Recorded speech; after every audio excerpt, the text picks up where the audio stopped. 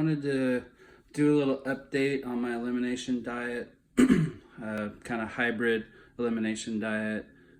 Sorry it's taking me so long. I started this about a week ago, really. So this would be like a week and a half right now.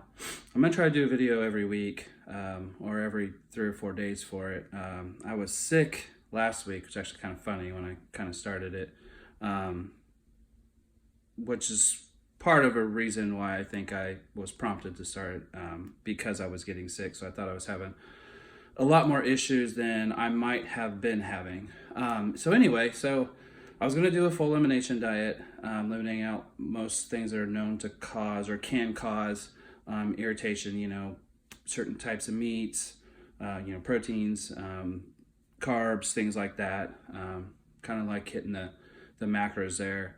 And I decided not to do that. I decided to do a hybrid version where I wasn't going to cut out things that I knew didn't upset my stomach, like chicken. Like I was part of the elimination diet was to cut out chicken. Well, I eat a decent amount of chicken, and I know that it doesn't upset my stomach. I don't ever feel I don't have any issues after I eat that. So I kind of decided to do, like I said, a little hybrid version. It's been going pretty well. A couple things that I have found, apples.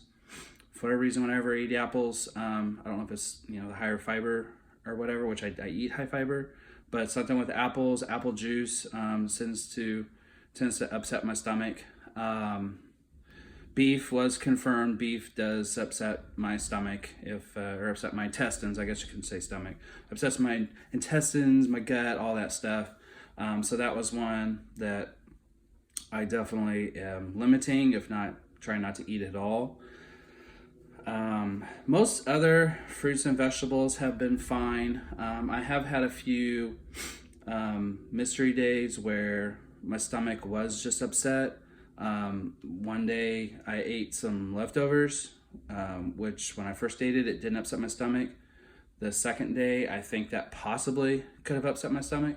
I also started taking some creatine, which a couple days I had what appeared to be issues, possibly after taking that, which it can be known to cause some gut issues at first until your body, I guess I would say, gets used to it, or sometimes it just continues to. But then I kind of changed the starting dosage of that, and then I didn't have any issues. So I'm not 100% sure on that. And that's kind of the whole process of this, is trying to make my intestines, my guts, my stomach feel as good as possible through this whole process, and kind of trying to eliminate things that are causing me distress and keep those things that are not. So I will keep updating it. Again, as I kind of go along with this, I'm kind of introducing things that, because I did stop eating a lot of foods, and I'm kind of just working them back, some of them back in, and I'm kind of seeing how I feel on that.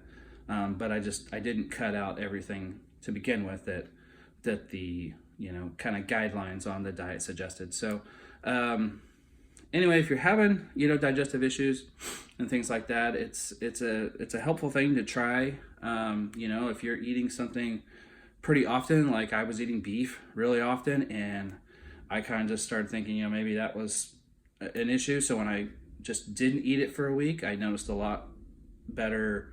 I got a lot better results with that. And then I went and ate it one day, and I had some, intestinal issues, some gut issues with it. So I kind of, pinpointed that out. So if it's something that's common, if you have issues with this, then you might try eliminating a few things. Doesn't mean you have to do a whole elimination diet, but you might try scaling back on things that you eat often, cut them out for a week or so, and then reintroduce it and see if that causes you any issues. So I'll keep you updated. Hopefully this helps you out, and I'm gonna start doing some more videos. I'm gonna start doing some corrective recovery videos. There's, because of my own personal exercise routines and my training, I have a lot of impingements and things like that I develop, and just, you know, regular kind of wear and tear associated with my training, and ways to fix that. And you may not do the type of training that I do, but I could bet that these translate over, because a lot of people complain about having lower back issues, shoulder issues, some of the more common, and it doesn't necessarily mean that you have an actual injury. It could be over tightened muscles, pulling on other areas. It could be overdeveloped muscles, so you know your other muscles weak. And I'll kind of get into that, are a little bit weaker. So I'll kind of get into that when I start doing the videos. But just let you know, and then I'll have more workout videos coming up as well. So stay tuned. Thanks.